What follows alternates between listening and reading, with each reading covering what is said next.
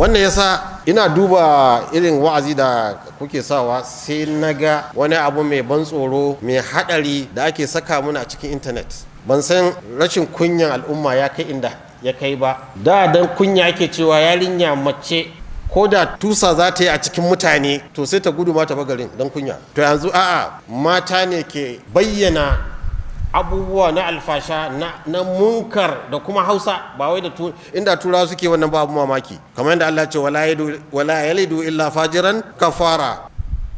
In arna ne suke wannan ba mamaki a'a yar musulma ta fito tana bayyana abubuwa na batsa, abubuwa na alfasha, na abubuwa na munkar. To abin da ya jawo hankali na cikin irin abin da suke yi suna koya ma mata shan maniyin maza, shan najasa, kuma yana tattare da cuta iri-iri wanda abinda suke ganin wurin turawan nan ba sa gaya musu, ba mai gani sai malamin likita a cikin littattafan ilimi wanda yake ba kowa ke karatu ba. Na ɗaya abinda suke kwadaitar da mutane bayan shan wannan maniyi najasa ne, yana cutar da ita mai sha. Hakanan duk abin da Allah ya yi shi aka fita daga ɗabi'a, to duk lokacin da ka fita daga ɗabi'a ta Ubangiji to sai ka samu wata uquba a ƙarshen wannan abu. Abin da aka gane yanzu da yake su suka yada irin wannan al'adu, domin mutane duk abin da suka gani a talabiji wani sai kokari ya kwaikwayon shi, ko ya gani a intanet sai kokari ya kwaikwayon shi. Abin da likitoci suka gane yanzu a duniya akwai wata irin kansa da take fito wa mutane a makogwaro,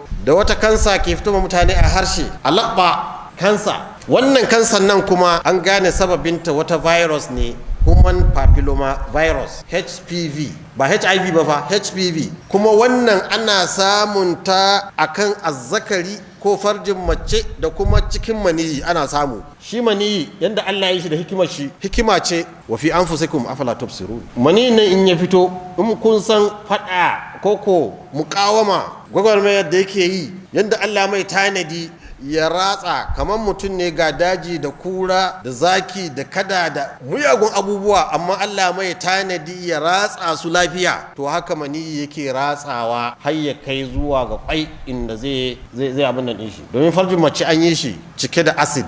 To me yasa Allah ya sa mata acid?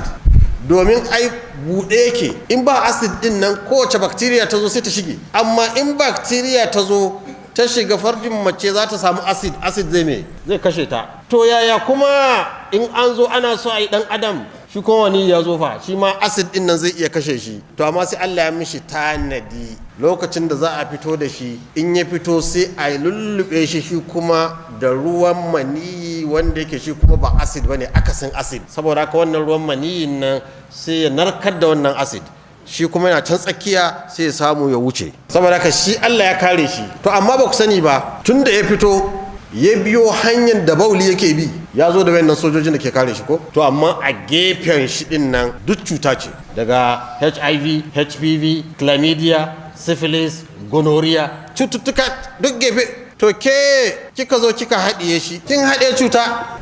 In shi Allah ya kare shi, ke Allah bai kare ki ba, domin Allah bai ce ki ba. Saboda haka yanzu gonoriya ma ba gonoriyar zakari ba, ana gonoriyar makoshi, herpes, labialis, duka muyagun cuta. Domin wurin nan kazanta ne. Ba ku ga malaman mu sun ce in ka zo wankan janaba ka wanke hannunka, kaga kuma wani hikima, ka wanke hannunka ka kuma kai ka dauko datti ka kara akan datti. Amma yanzu an zo wani ɗabi'a ana koya ma 'ya'yan musulmin da ba su sani ba. Saboda haka ciwon kansa, ciwon makogoro, tonsillitis, kullun cikin makogoro yana wuya, yana wahala. Saboda haka duk yarinyar da ta ji haka kata ta yadda, ko mijinta. Domin cikin addinin nan da Allah ya ku annabi Muhammad sallallahu alaihi wasallam yace yuhillu lahum at-tayyibati wa yuharrimu alaihim al-khaba'ith wa yad'u anhum israhum wa aghlal allati kanat alaihim. Allah ya kawo shi dan ya halatta halal kuma ya haramta me khaba'ith. To khabitha ne mutum ya sha mani, ba sai an zo maka da nassin wai kakkasha ba, a'a duk abin da yake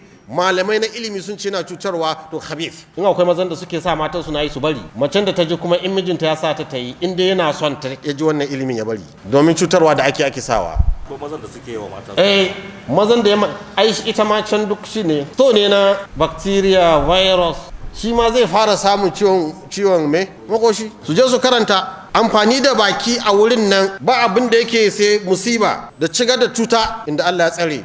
Kafin a tsallake wannan gabar, su wa'annan mata masu irin wannan halayen su abin da suke cewa suna yin wannan ne, suna shan mani ba don komai ba saboda jikinsu yana laushi kuma yana fresh.